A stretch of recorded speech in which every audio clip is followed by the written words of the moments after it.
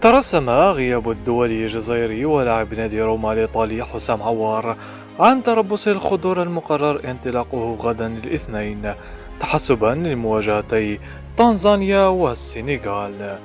وكشفت الفاف عبر موقعها الإلكتروني اليوم الأحد بأن الطاقم الطبي للمنتخب الوطني تلقى ملف عوار من طرف الطاقم الطبي لنادي روما، وهذا بعد إصابته في لقاء الجمعة الماضية أمام الميلان،